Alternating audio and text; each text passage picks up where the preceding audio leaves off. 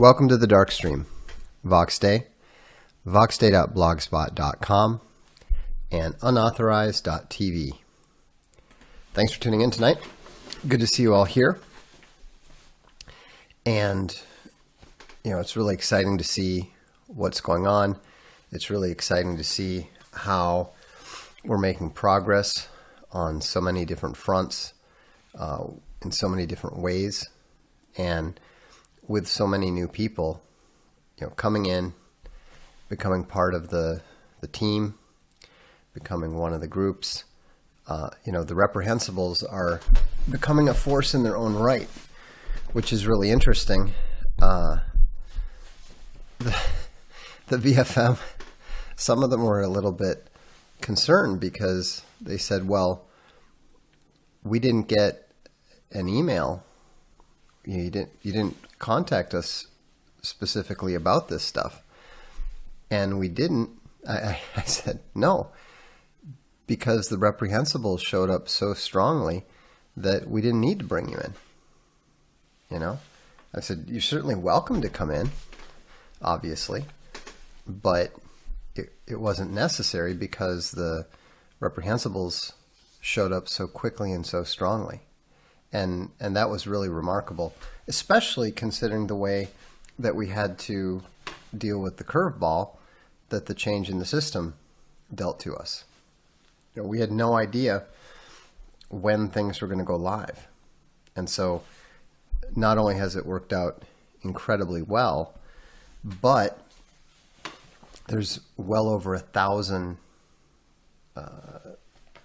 backers for the project. And so, this is very, very important for reasons that will become clear eventually. There's a Psychosonic song called "It Has Begun," and that's exactly the situation here because, as you know, Owen is working on his situation, and that's already, we confirmed that that's already arrived, and the clock is already ticking, and so the battle is officially underway, and we are, specifically Owen, is going to win it. I have no doubt about that in the slightest. There's always curveballs. There's always things outside your range of expectations. But we have the experience with the situation. We know exactly what's going on. And we have a legitimately first-rate team with experience in precisely these situations. And so I'm very confident. But we get a reminder today of why this sort of thing is necessary. Just today, both John Delarose and Declan Finn had books that were erased, eliminated by someone at Amazon. It wasn't a complete deplatforming. Both authors are still there, but they're published, and I'm not sure what the situation is. It might not even be aimed at them. It might be aimed at their publisher, Silver Press, I think it's called, because at the same time they also had something happen with regards to their account at Barnes & Noble, the publisher's account.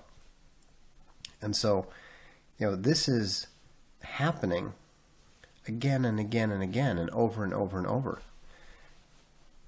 Is the replatforming campaign ongoing? Yes, it's going to be ongoing for a while. I'm not asking everybody to stick with it indefinitely. What we're going to do is, I've realized that this is actually, ironically enough, because of the way that Amazon has completely destroyed the ebook market. Then what we might do, if you guys like this, if you guys enjoy being able to get an ebook for $1 a month, what we might do is we might just leave it going and pump out books that way. And so could one of the, somebody asked for a link to the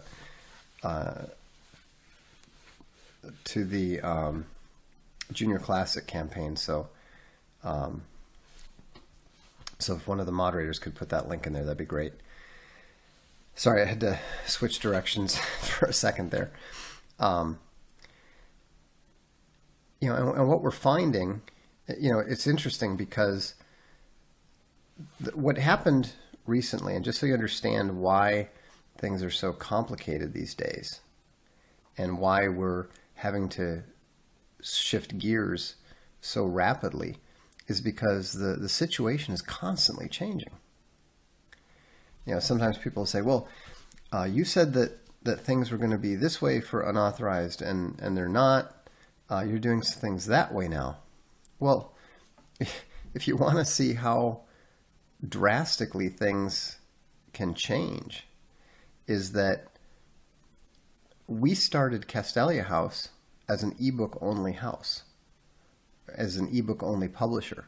We thought for sure that this was the wave of the future, that a lot more people were going to want to read on devices, and this would be much more profitable because you didn't have to deal with all the printing costs and all that sort of thing, right? And it started off that way pretty well. We grew solidly from 2014 through 2017. And then in 2018, we ran right into Kindle Unlimited. And I didn't understand the full significance of that, because I thought Kindle Unlimited was going to be to the advantage of independent publishers like us, because we could be on Kindle Unlimited and the mainstream publishers couldn't. But what we didn't realize was that Amazon was going to weight the scales. They were going to use their algorithm to push certain authors and push certain books, and not push other authors and not push other books. And it's not necessarily anything insidious.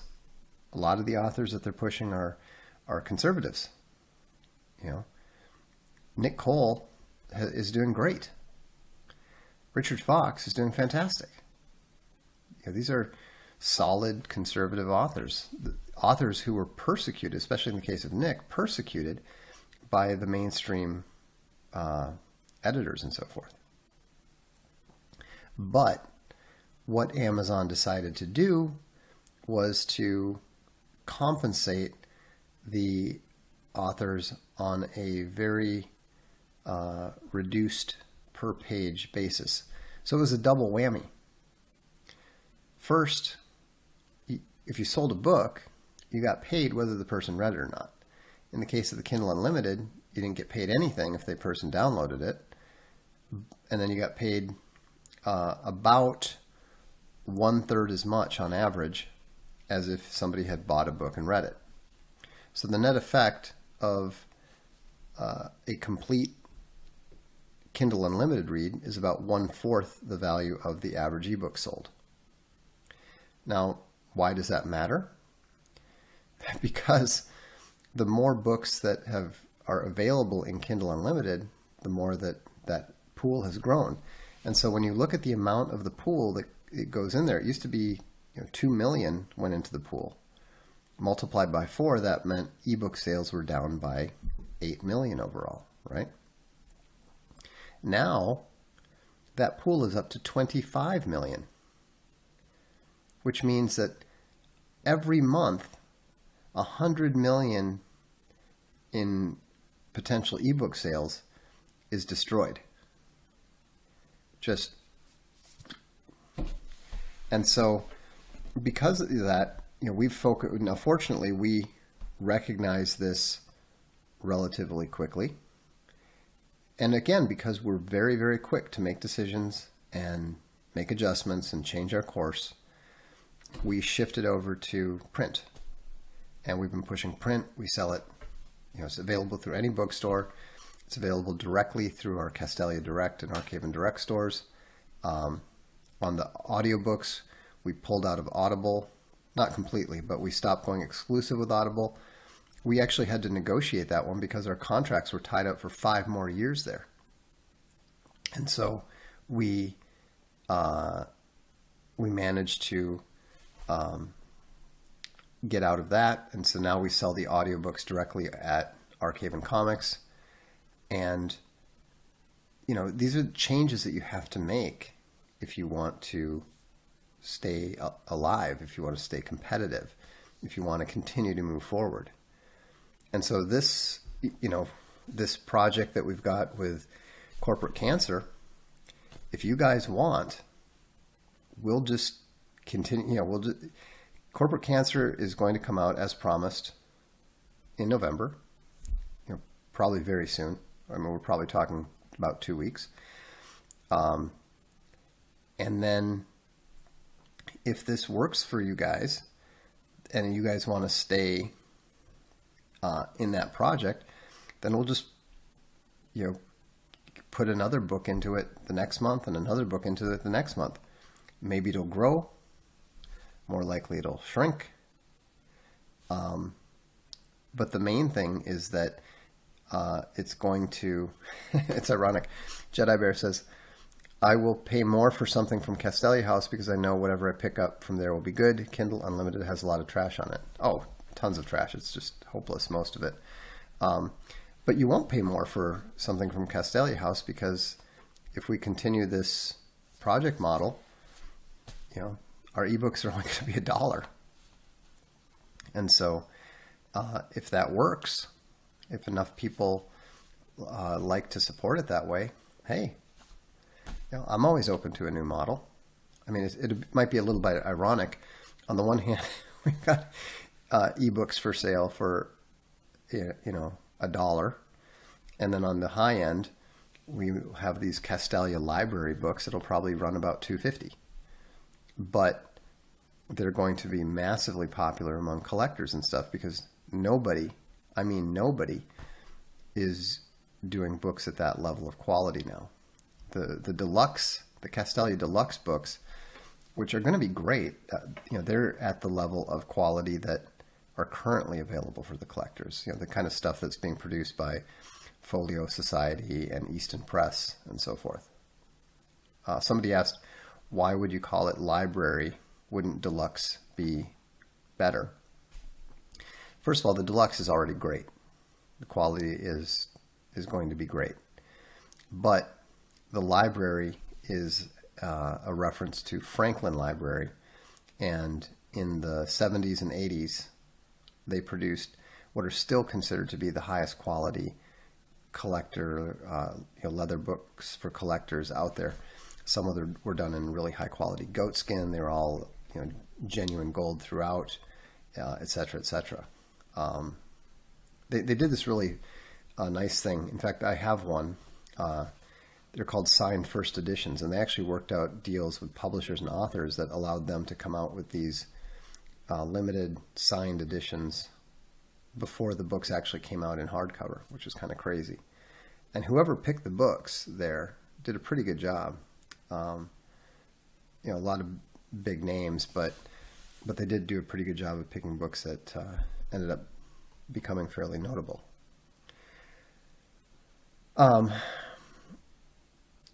Shane Bradman says, I bought some deluxe books from the Tolkien store. The paper is good, but the covers are bad. Yeah.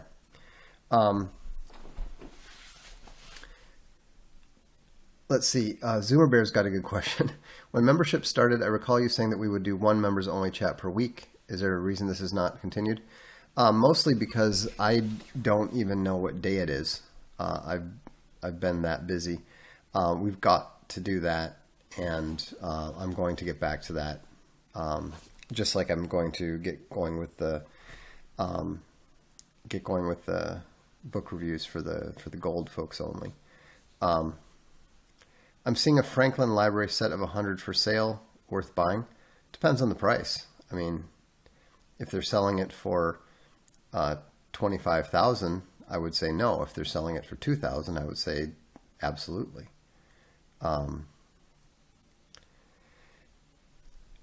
Outdoor Enthusiastic says, members only chat almost doesn't seem that necessary. This chat is pretty quality. No, but I said we do it. We need to do it,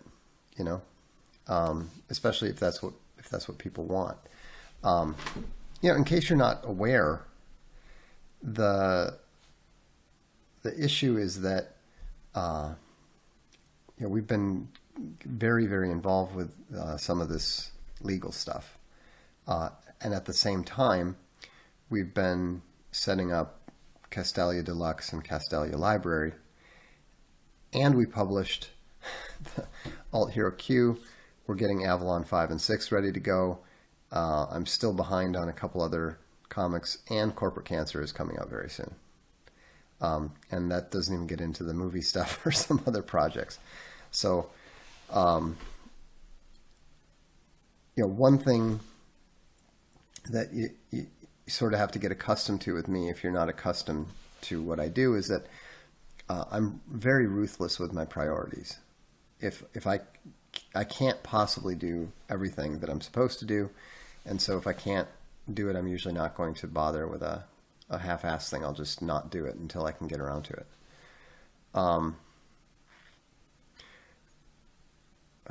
Want to be a member? That's funny.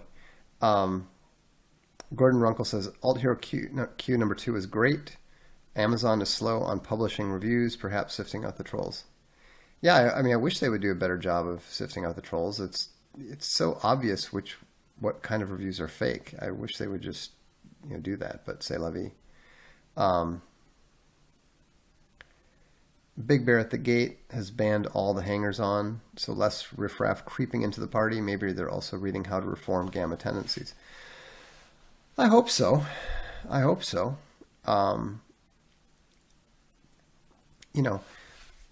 Gammas aren't happy being gammas.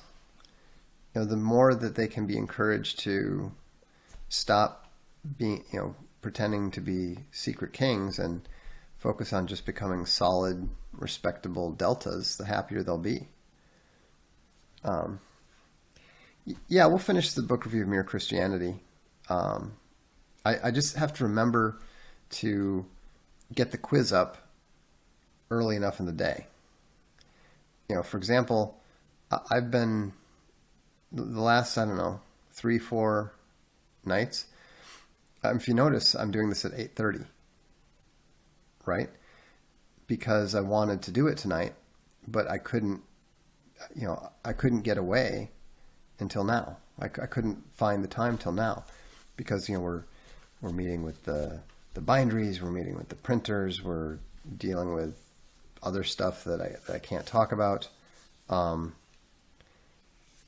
it's, I've got to get back to, I've got to get some VOX'S recorded. I'm not complaining, and I'm not asking for sympathy. I'm just letting you know why some things are happening and other things are not at the moment. So, the way that I'm set up here, I can't really do this when there's a lot of people in the house and so forth. So, just one day at a time. That's right.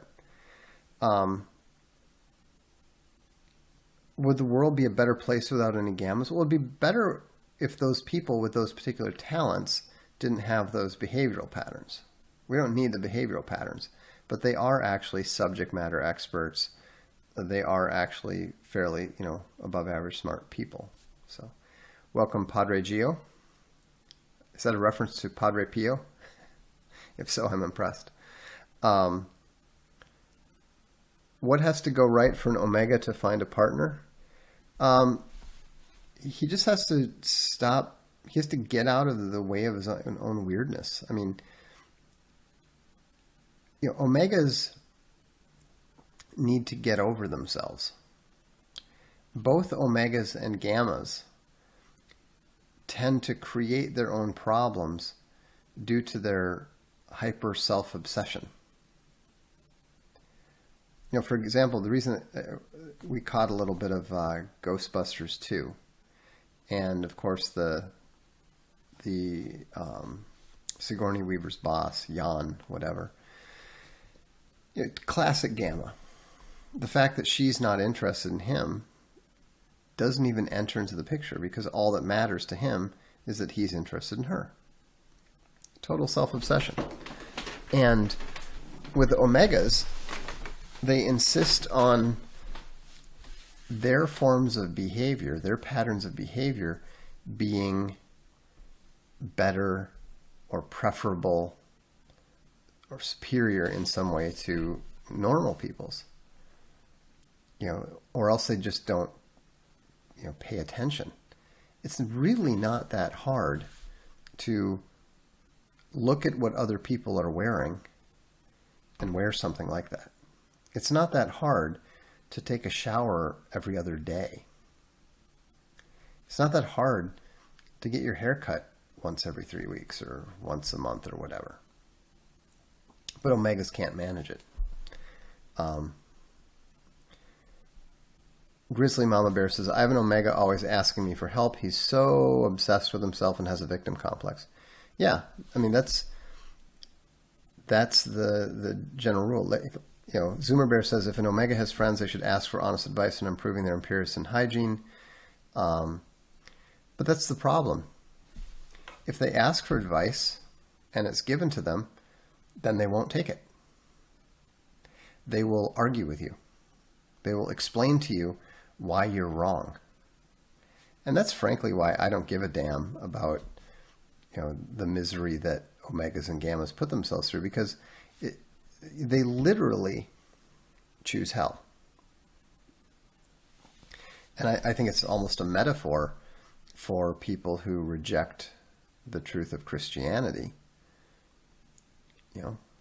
It's offered to them. They just reject it.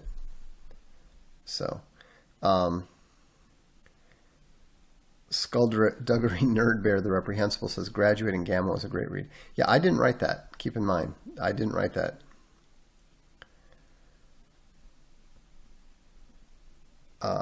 What are you? I'll get to the super chats later. Delta is the most common status and category. Gammas just need a chance to be seduced by a redhead out of the blue when she recognizes how clever and special he is and how respecting of women. Yeah, but that's just classic, Gamma self-delusion. I respect women, therefore women must like that. Therefore, that must be the what makes men attractive. That's not paying any attention whatsoever to what women like. Welcome, Movement Explorer. But let's talk about hope. And let's talk about being afraid to hope. There was a guy on the blog today, and I'm not busting on him. I'm just citing this as an example that I see many times. There's so many people that will tell you, well, don't put any trust in Q, or don't put any hope in this person, or don't put any emotional investment in this news, because what if it's false? What if it's a trap? That's the worst one. What if it's a trap? What if the whole idea is to embarrass people, and then that will be demotivating, and then it'll be bad? So we shouldn't hope. We should just live in fear that we might be wrong. I mean, if you think about that, this is actually related to the Gamma stuff, because what does it have to do? Have you ever heard of a movement losing steam, becoming entirely discredited because it's wrong? Socialism is still popular, despite the fact that it is absolutely wrong and has been provably, observably wrong for dozens of years. Absolutely dozens of years. I mean, many multiple dozens of years. well over a century. And so when you look at these concerns, what you realize is that the advice that they're giving, be afraid to believe anything, be wary, be careful about hoping. I mean, this is exactly the opposite of what pretty much every great philosopher and great military leader has ever said. Hope and daring and being aggressive and moving forward, that's how you win. You don't win by being afraid that you might misstep somewhere. You don't win by being afraid that you're going to be discredited.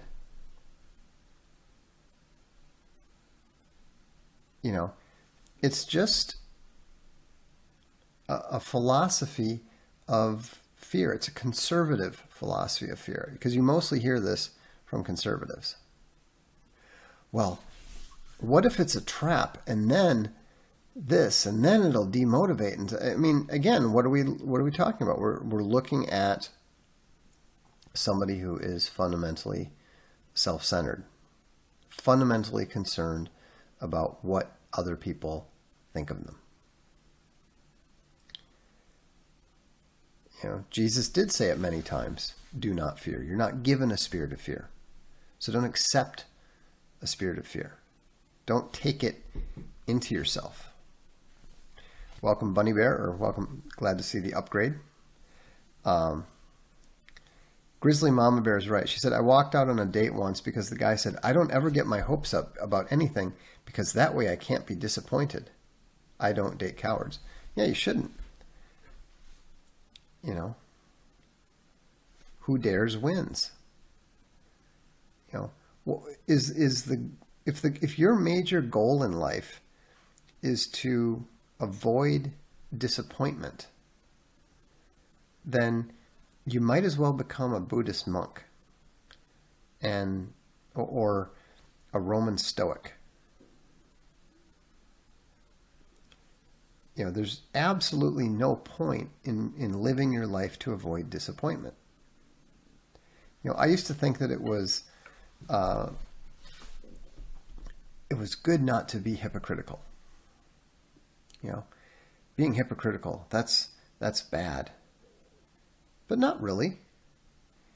Being hypocritical merely means that you have high enough standards that you find it difficult to meet them. In that sense, in the sense that people are using. I'm talking about honest failure. I'm not talking about genuine hypocrisy, which is when you don't mean it at all. You're fundamentally lying and living a pretense.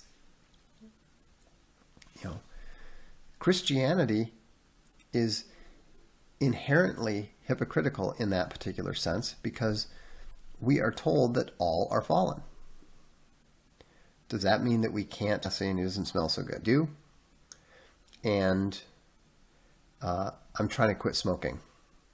Don't smoke so you don't have to be like me. That's the difference. And no, Village Idiot Bear, we don't all get into heaven. Or are you saying that's the joke? I don't know. Anyhow.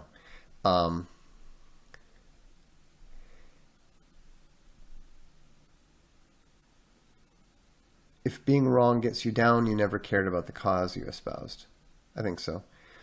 When will Unauthorized get live streams? I don't know if we will. I don't know if it is going to make sense or not. We're getting the apps first, and we're going to see how that works. This is what I was talking about when we were told one thing about the bandwidth, and then because the big bear crushes so hard, we found that we were going to have to pay significantly more than the original model because we broke the model. And so now we need to figure out how that's going to work. But one step at a time.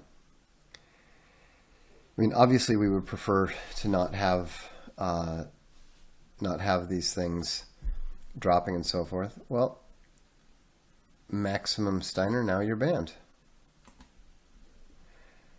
Adios.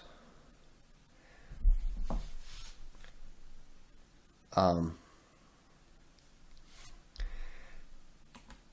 Village Idiot Bear, you're clearly too stupid for this channel. And yes, I do know a lot more than you. I'm vastly more intelligent than you are. So, do gammas even serve a purpose? All the gammas I've known love to tear people down. Well, I don't know. I mean, maybe it's overcoming them is a useful talent to have. Because I appreciate your logical optimism, which I believe comes from the heart and from God.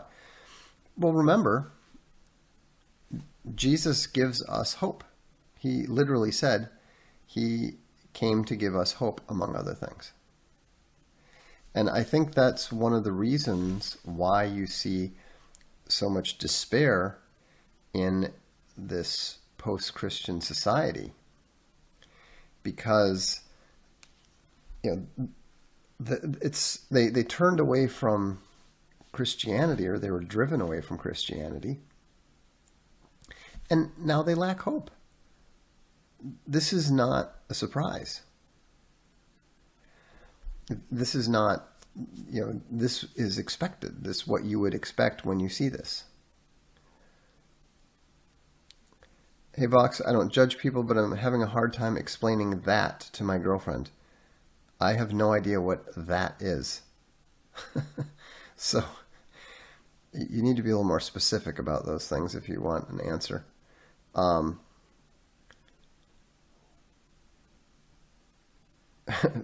Village Idiot Bear. Yeah, well, they do tend to be very eye focused. That's the thing that's strange about gammas, is that there can be 600 people here, and they will start trying to argue with you as if they're the only person there. It's crazy. Let's do some super chats, because I've seen a few coming through, and I don't want to miss them. Let's see here. Okay. Marie Goulet says, if it would stop raining, I could play golf. Not a lesbian, just like the game. I have to admit, a woman who likes to play golf does not make me question her particular orientation. It's just a sport. Swolair of Astora says, just wanted to say thank you for all that you do, and that I signed up for YouTube membership and back the classics. Well, thanks very much, and that's great. We're actually rapidly approaching 1,000% of goal, and the campaign is only halfway done. It's really remarkable. I knew that there was a demand for these things, that there would be a demand for them. I was raised on them. I raised my children on them. So I knew that there would be a solid demand for it, but I was not expecting that with more than half the campaign left, that it would be at 989% of goal. That's just astonishing. Let's see here. Is Qui Gong evil? I have no idea. Bunny Bear says, hey Vox, I'm reading Jordanetics and I can't stop listening. Your writing and that narrator are a perfect match. Highly recommend. Love your work. Thanks, Bunny Bear. Jordanetics is really something that I wish everybody who was taken in by Jordan Peterson would at least flip through. His teachings are so poisonous and so destructive that it's just appalling that anyone ever paid that lunatic any attention. And remember, whatever he was in for rehab for, it was definitely not meth. That is probably never going to stop being funny. It's actually funny because we started doing that in Spain, and still to this day, I'll get a phone call like, definitely not meth. Marie Golay said, when you have a moment that is appropriate, what is the oldest book that you own? I think I've got two that are from the 17th century. But my favorite old book is, I have a very old, I think it's even a first edition of Charles Oman's Art of War. The Art of War in the Middle Ages, the smaller original version, which is pretty cool.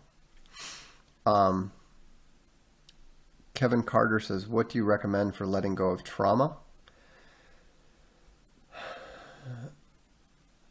I don't know, because I don't know that I've experienced enough trauma to have any advice for somebody who has experienced serious trauma. But I guess, pray for acceptance. I'm kind of naturally stoic in that if I can't do anything about a situation, it doesn't tend to bother me too much. I don't tend to dwell on it. So I guess not dwelling on it would also, I realize how useless that sounds to somebody who is dwelling on it, right? But Baron von Blair says, for the quelling. Thanks, Vox. You're welcome. Nathan Quinn says, what are you besides someone I admire? I'm a nationalist. I'm a Christian. If we're talking about social ranks, I'm a Sigma. Marie Golay just feels warm here. We may need to stage an intervention for Marie soon. Legionnaire Bear, who's been strong, says, what supercomputer ran the Welcome to My Mind video? It's peak technology. Shames modern video games. I wouldn't go that far. And was made in '93. Redware Bear showed me the video. That was actually a video that was done by, I believe, an MIT computer. I happened to see the video. It was produced before the song. It had nothing to do with the song. But when I saw the video, I was working in high resolution graphics at the time. And so I used to see a lot of stuff that was just being done for tests and whatnot. And when I saw that, I realized it would make a perfect video. That's also how we got the Silicon Jesus cover. They were just, I believe I saw them in a magazine called Computer Graphics World, and then contacted the people who made them and asked for permission to use them. So that turned out pretty well. Do you think Grime Knight says, do you think the millennial Gen Z obsession with cringe and wanting to avoid being cringy a part of this demoralization to some degree? Well, yeah, obviously. I mean, both types are a little bit excessively self-centered, and so they're trying to avoid feeling bad about themselves. It's like when you're learning a language. There's two types of people. There's those who won't say anything unless they know how to say it correctly, and there's those who just plow ahead, making mistake after mistake, and not worrying about it. And usually it's better to be the second kind if you want to learn the language. Nathan Quid says, there is none that do good, no, not one. Paul. This is true. And Girth Bear wants to know, how can I become a better editor of my writing? Stop rewriting when you're editing. Just make notes. Don't rewrite. You have to learn how to blast through it quickly, rather than becoming one of those writers who doesn't get anything done except for rewriting the first 3 paragraphs over and over and over. Zammy Pup, the giant sheepadoodle, says, Vox, you have changed my life. You've given me hope both on the publishing front and on the beautiful, good, and true front. You, Owen, and Space Bunny provide my family the grounding I cherish. That is amazingly eloquent. for a canine. And I think we're all, of course, massively impressed. And it's also a nice reminder that we need to get that book out. So, anyhow, thank you, Zammy Pup. Chris P said Rebels Run movie update. We're working on the script, and they're going to start. It's in pre-production now. The Norseman Wandered says 1 Corinthians 13:13. And now these three remain, faith, hope, and love, but the greatest of these is love. It feels great to have hope here with all of you. Crushing. Yeah, I mean, that's the thing. The Bible tells us how important hope is. Maybe it's not quite as important as love, but it's equated with faith. And so why would we say, no, don't hope? Be careful not to hope. What if things don't turn out right? I mean, imagine how devastating it was to the disciples when Jesus was crucified and died. Absolutely shattering. And yet they still had hope. And that hope, against all reasonable hope, against all reason and rational thought, was rewarded. So don't be afraid to hope. It doesn't guarantee that what you hope for is going to happen, but you shouldn't be afraid to hope. You shouldn't be afraid to dream. You shouldn't be afraid to hold to your faith. And of course, don't be afraid to love. My Shield is discussed as, should we have doubt about the shape of the earth? No, you should not. You can. I don't have a problem if you do. It's mildly amusing to me the way that people react to the way that I look at things. My thinking is very, very much that the view expressed by Sherlock Holmes in, I think it was the first Sherlock Holmes story. And Watson is appalled by the fact that Holmes doesn't care if the sun goes around the earth or the earth goes around the sun. He said, well, how can you not care? And Holmes very rightly says, what does this have to do with anything in my life? It has nothing to do with me. It has nothing to do with my life. I don't care. And that's my opinion about the shape of the earth and, frankly, quite a few of these things. I don't care. It has nothing to do with me.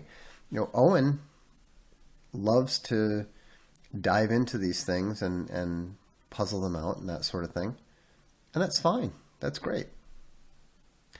I read terms of use for entertainment. We all have different focuses. We all have different interests. So,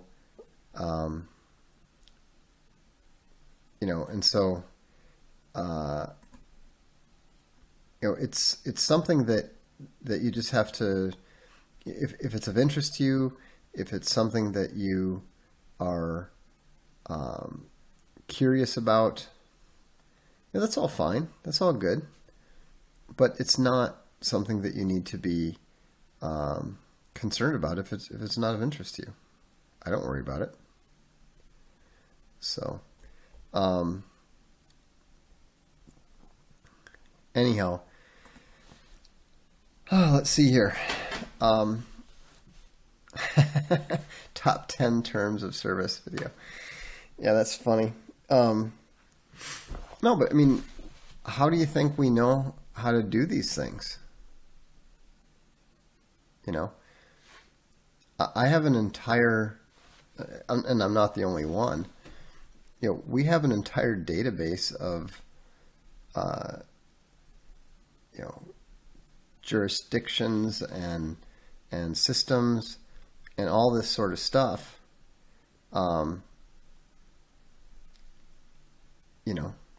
because that's what I'm interested in. Owen likes to study Antarctica and geology. Fine by me. But I don't worry about it. I'm concerned with the replatforming. I'm concerned with making sure that we help Silicon Valley. The whole place is going down. Yeah, we're at 1077. That's absolutely massive and is enough to pretty much deal with any social media company below the Facebook, Amazon, Google level. And so, regardless of which way that particular platform chooses to go. And I have very little doubt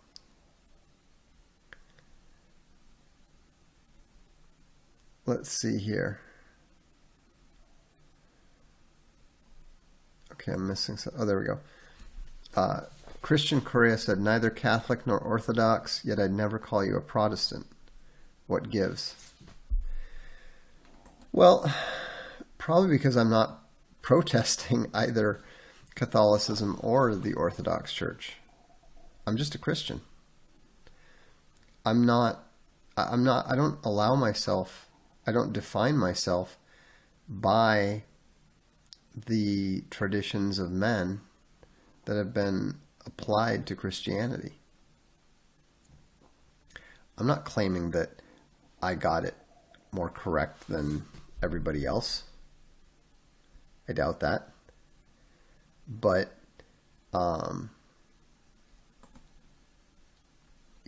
I think that it's really foolish for Christians to get caught up in their theological battles. We have a much more important war that's being waged against us, all of us.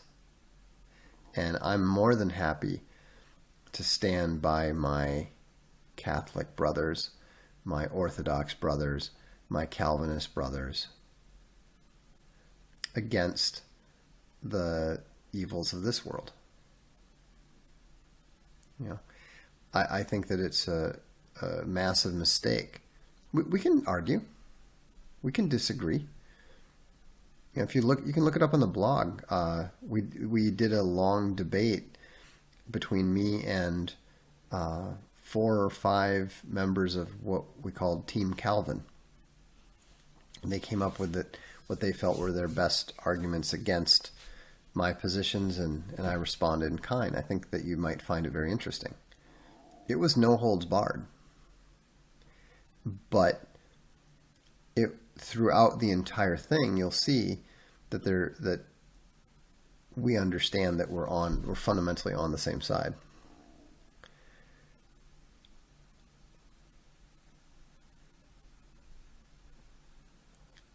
Let's see here. Is this a cult? No, it's not a cult. Did you not hear what I just said about not being concerned about the differences between Catholicism, Eastern Orthodoxy, and Protestantism? Cults are the exact opposite. A cult is a group that insists that it alone is linked to the truth. It alone, and none of the other various related religions and denominations and so forth have any truth to them.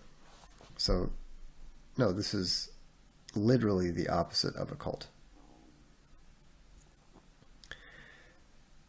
Dances with Logo says, can you say you truly believe a Calvinist is your brother against evil? Absolutely. One of my closest business partners is a Calvinist. One of my primary and most important readers who really don't like the teachings of John, or respect the teachings of John Piper. I love to mock his statement that tornadoes are Jesus dragging his fingers across North America. one of the most ridiculous metaphors I've ever heard. And I hope it's a metaphor. But, you know, I have no doubt where their hearts are.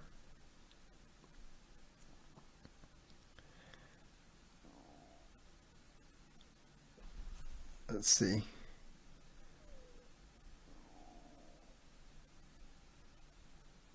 Oh.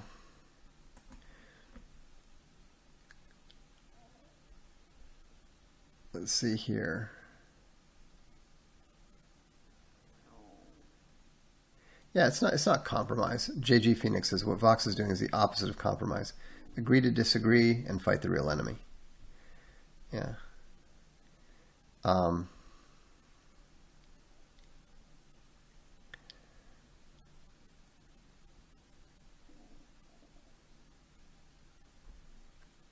All right. What's wrong with Calvinism? We don't have that kind of time. Just look it up on the blog. You'll see my my many reasons. I think I missed a super chat here. Let me make sure that, and then we'll call it an evening. Tom Hoyt sends a $10. Thank you. Ben Cohen says, do you think cryptocurrency has as much potential as the internet? No. It's too dependent on energy. And that covers it. So, all right. Well, thanks very much. I really appreciate the strong backing for both the Junior Classics as well as the Corporate Cancer Project, the replatforming. This is the Darkstream.